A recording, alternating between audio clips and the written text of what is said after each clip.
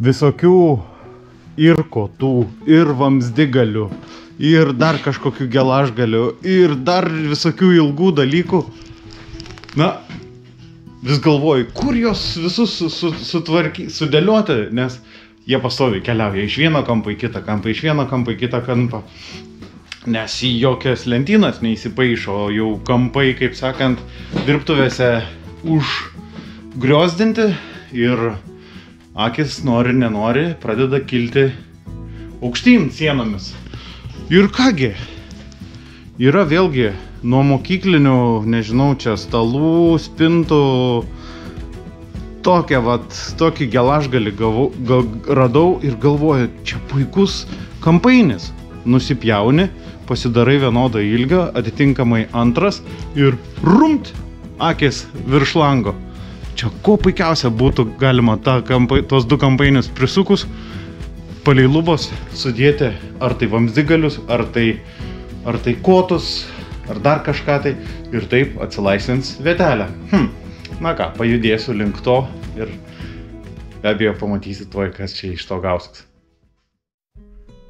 Nu koks gražus tas vaizdas, kai kampai pradeda šviesti, kaip sakant, iki pat sienos, o ne užkrauta. Ir kągi, va taip vat, gimė kampainukai, tokie laikikliukai ir va, kiek kotų sugulė. Be abejo, dar reikia išskirstyti ir visokius kastuvus, grėblius, kurie, jiems nedirbtuvėse vieta. O galbūt daržiniai. Tai va, tai ordnung palengva darosi ir dabar tokią atsilaisvinusią vietą turiu seną gerą lentyną, kuri ten tilps visokiems mažesniems dalykėliams ir taip vėl duos galimybę dar kažkokiam plotui atsilaisvinti ir atsirasti tvarkai.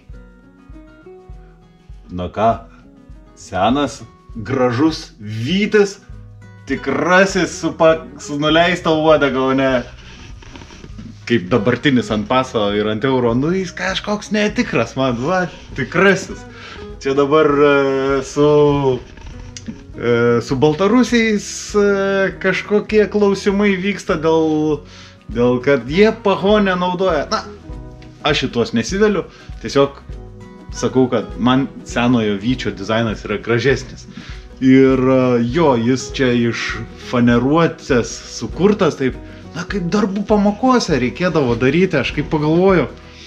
Čia kai vasarą mes su draugo Donato sūnum Jokūbu šitą stelažą surinkinėjom ir aš jo klausiu, sakau, tai kaip su darbų pamokom, sakau, kaip aš neatsimenu, gal ir esu serijų jaunuolis ten kažką kalbėjęs, bet dabar tiesiog pratęsiu mintį, kad, sakau, per darbų pamokas, padarot, ką nors tenais tekinat, obliuojat, kažkokius, žinai, peilį pasidaryti ar peilių į kotą, išmokti, uždėti, užkniedyti ir taip toliau, ką nors regiuoti. Vyrutis sako, nelabai. Gal kažkuriuose mokyklose yra, bet kaip žinia, daug mokyklinių dirbtuvių uždaromos ir daromi kiti reikalai. Aš į tuos švietimo reikalus nesigilinsiu, čia tų nuomonių bile kiek. Vienok, įdomu yra man dabar prisiminti mano amžinatilsį mokytoją Zigmą, kuris buvo pravardę Karinis. Na, kas Šiauliuose 14 mokęs, tai Karinį žino. Geležinė tvarka buvo dirbtuvėse. Blizgėjo, atsiprašant, kaip katino kiaušiai. Viskas buvo iščiustyta ir sutvarkyta ir mumis muštravo ir gerai. Tai truputį tokią gerą seklelę, manau, kad viduje pasėjo ir pas kažką gal, vienaip užaugo, kitaip užaugo, bet aš prisiminimų, ypač dabar sukinėjantis po savo dirbtuvės, tikrai prisimenu taip Karinį savo mokytoją, pas kurį netgi dar ėjau į būrelį, kokioje 7-8 gal klasiai, po pamokų eidavau ir mokindavausi ir tekinti, ir obliuoti, ir ten tikrai yra begalė dalykų yra sukurta ir išmokta. Ir ką? Dabar vat irgi radau tokį virbą metalinį, pakankamai tvirto metalo ir sregikliai irgi kažką su gelažgaliais atvežė. Ar mama iš kažkokių draugių vyrų mirusių sklepų, kai jos, žinai, švarinasi. Vienok, tai nutariau pasiregiuoti. O kodėl? Dabar pažiūrėkim taip, mokyklinių stalų stovai, kurios, aš irgi pagalvojau, na, reikia ir truputį didesnių lentynų.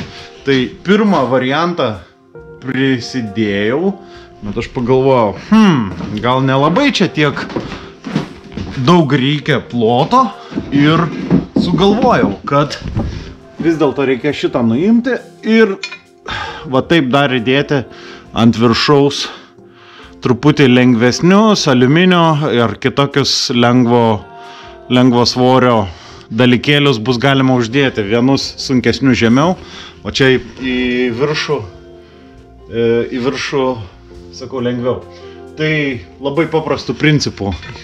Tų virbų ilgis idealus bus galima pragręžti, iš viršaus kažkaip tai daleisti šitą veržlę ir prisukti. Ir taip gražiai čia bus, nereikės man čia vargti ir virinti. Ir ką dabar reikia, tie dubeliai man čia biški per silpni, dar ir parduotuvę reikės tų dubelių nuvažiuoti. Bet dabar pasiruošiu visus dalykus iki parduotuvės, ką reikia. Ir tada parodysiu, kaip dar vieną lentyną gimsta, nes apetitas kyla bevalgant. Tai vat, sakau, norisi paskirti ir visokiems metaloms irgi, kad jie čia nestovėtų kažkaip pakampėse. Kuo daugiau atsilaisvinti to ploto, norisi tos erdvės, o ploto ant sienų yra ir erdvės, kur galima viską sukelt. Tai va taip. Ir, kaip sakiau, praeitame epizode sena lentyna su senu geto blasteriu, kuris čia leidžia man pasileisti dirbtuvėse garsiai savo muzikėlę ir kaifuoti nuo to. Tai va, judu su sregiavimu virbu.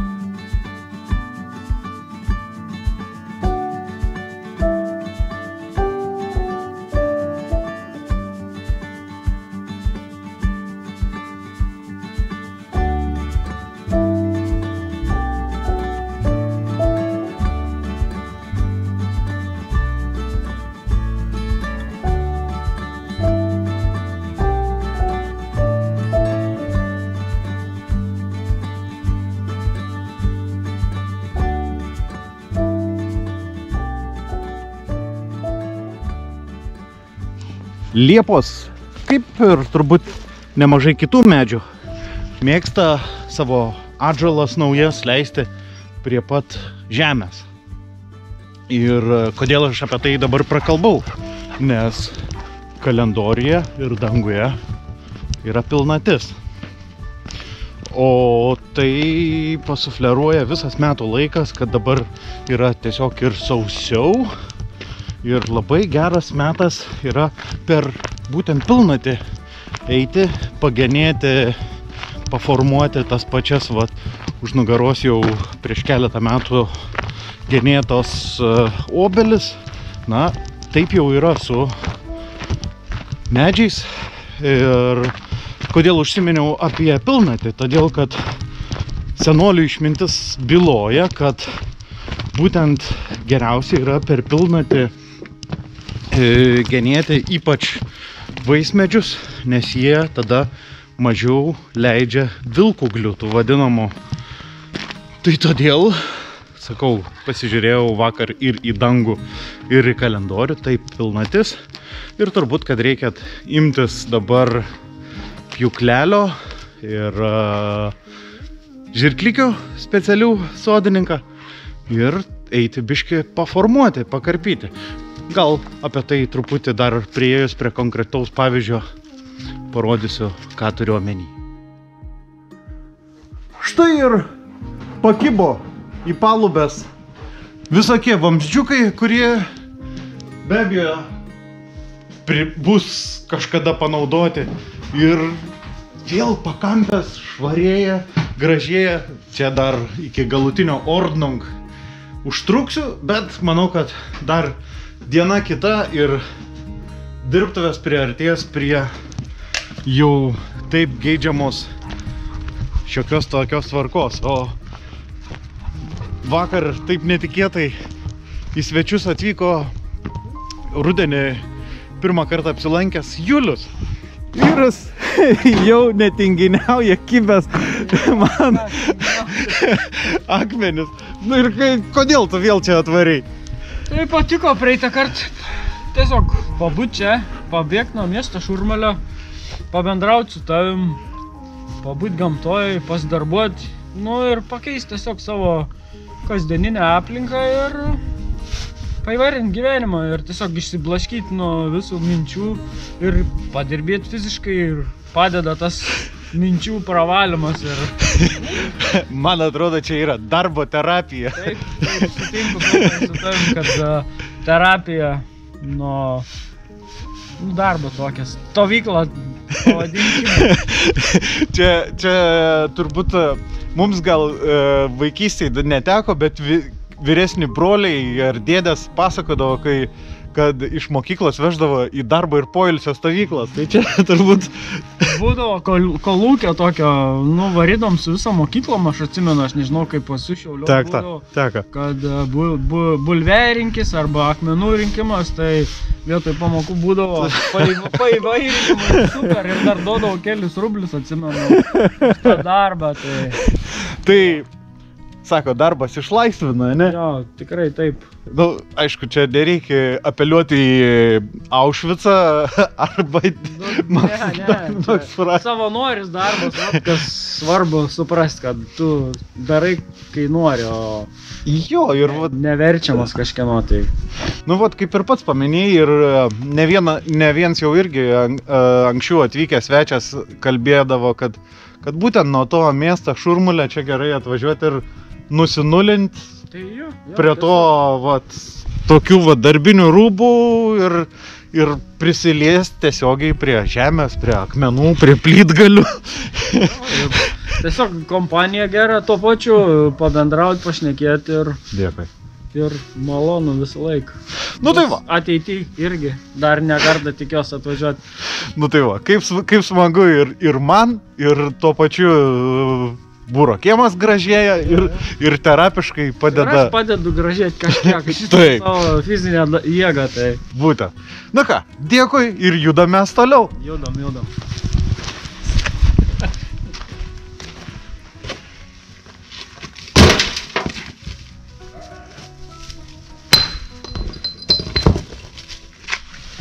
Gal pakankamai jau čia prisikroviau, nebepavešim.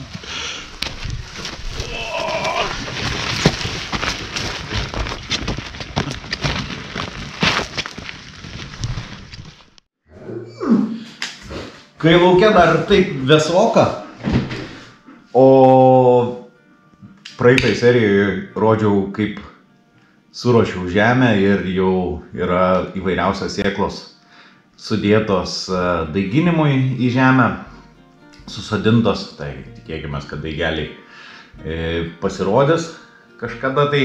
Ir džembą, su kuriuo mes irgi metus pradėjom grinai antram aukšte perdangą tvarkydami.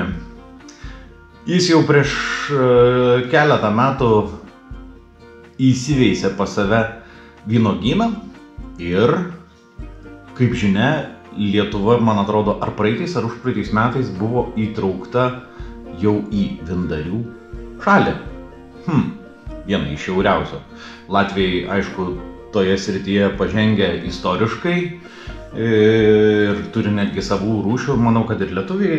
Aš dar, sakykime, su vynuogėm turiu patirties iš kitos pusės, bet dabar į tai nesiplėsiu, bet dabar noriu susikoncentruoti į tai, kad aš irgi noriu įsiveisti tokį mini vynuogenuką.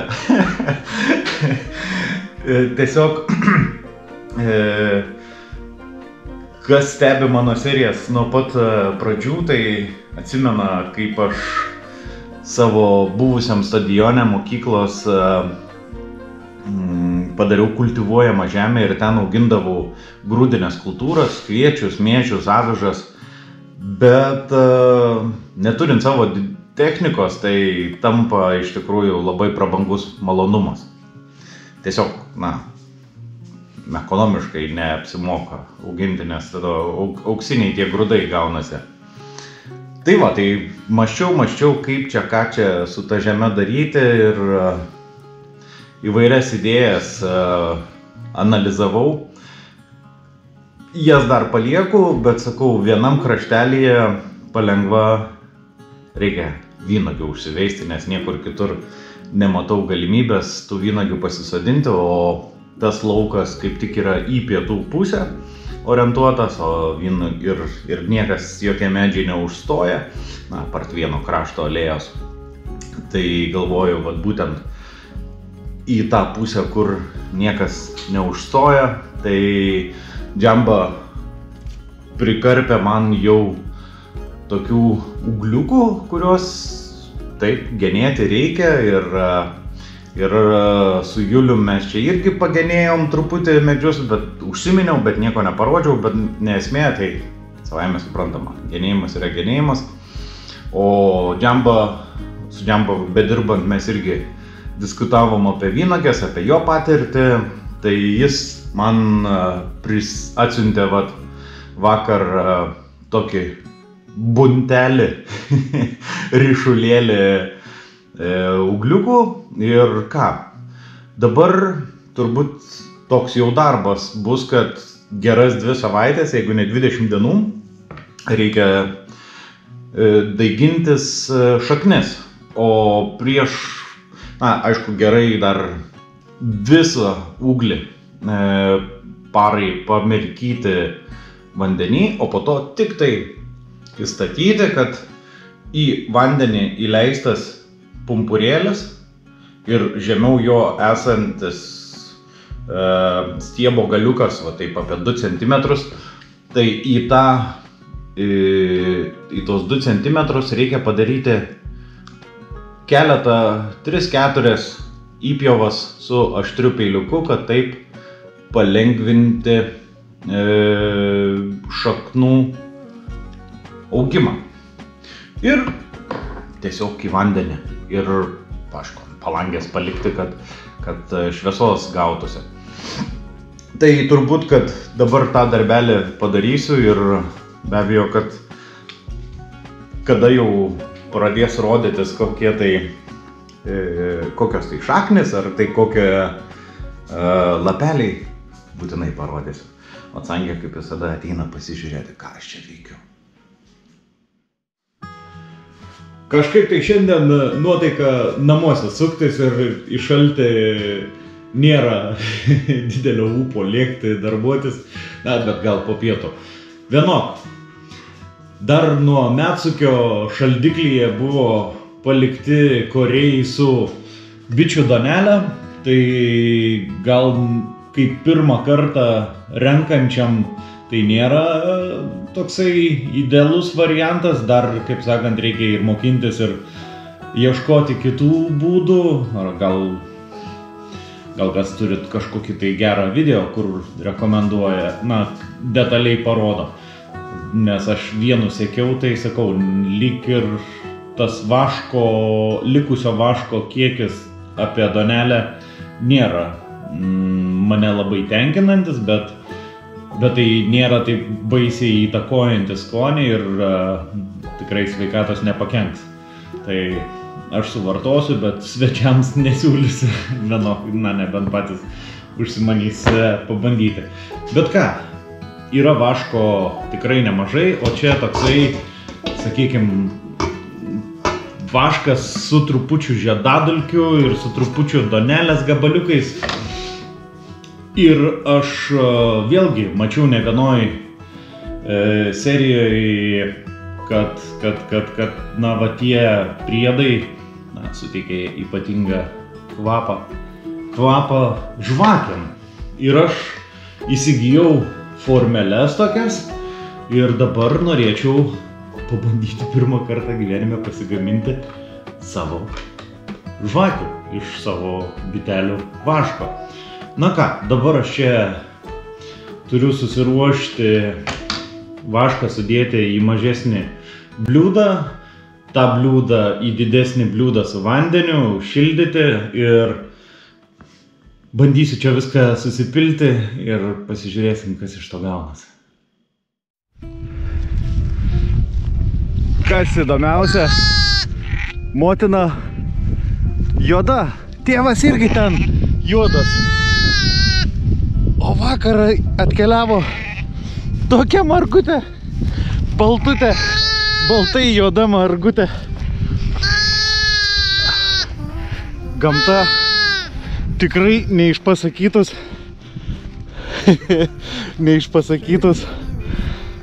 stebuklus daro. Jo,